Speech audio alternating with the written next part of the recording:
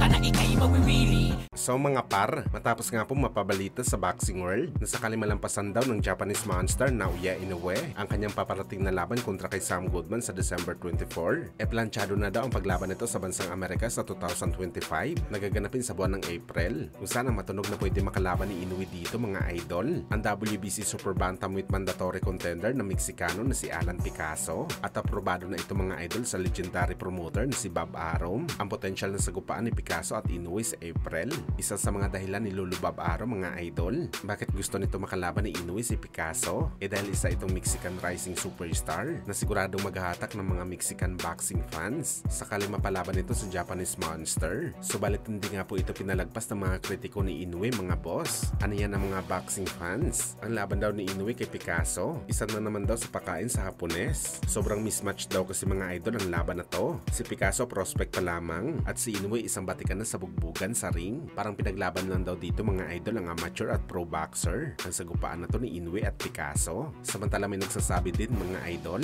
na isa na naman daw ito sa pasimpleng diskarte ng kampo ni Inoue para iwasan ang totoong humahamon sa kanya sa bakbakan. Ang dating unified champion na si Murodjon Akhmadaliev, ito sana ang sigaw ng karamihan ng mga eksperto at mga boxing fans. Napalaga ni Inoue ang Uzbekistan fighter. Sa rason ito talagang kalibel niya at hindi kagaya ni Picasso. Bagamat gayon pa man mga idol, nauna na rin sinabi ni Bob Arum na ayaw nila makalaban si Akhmadaliev dahil wala naman daw itong fan base na pwede makapagdala ng malaking kita sa bakbakan. Si Picasso ang kanilang pinipili dahil iba daw talagang suporta ng mga Meksikano sa kanilang mga boxer. At ayon pa sa manager ni Naoya Inoue na si Mr. Ohashi, napakapangit naman daw tingnan mga idol. Napapalaga ni Inoue si Murodjon Akhmadaliev na tinalo na ng ating kababayan na si Marlon Tapales na ninockout lamang ng Japanese monster sa kanilang undisputed fight. Pero para sa atin mga idol, sakali matuloy talaga ang Picasso kontra kay Inoue, ay mag-expect na ang kampo ng Hapones nang umuulan na batikos hindi lamang galing sa mga Pinoy fans, pati na rin sa mga fans sa buong mundo na pinili pa nito labanan ang prospect kaysa sa kalibel nito sa kanyang dibisyon. Ito kasi ang kultura ng boxing mga idol.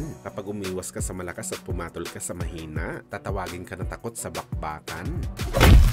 Sa kabilang banda naman mga idol, matapos nga po umani ng papuri ng ating pambansang kamao Manny Pacquiao galing sa mga boxing fans nung dumayo ito sa Dubai, kung saan dinumog si Pacman ng kanyang mga supporters, mapapinoy man o ibang lahi, kung saan sa dami ng tao na gusto lapitan si Manny Pacquiao, wala ni isa mga idol na masasabi natin na magbibigay ng threat o saktan si Pacman. Wala naman daw ito malalaking bodyguard sa likod na pwede rumisponde kapag merong panganib. Nagpapahiwatig lang daw talaga ito mga idol na sulit talaga ang mga fans ni Pacman.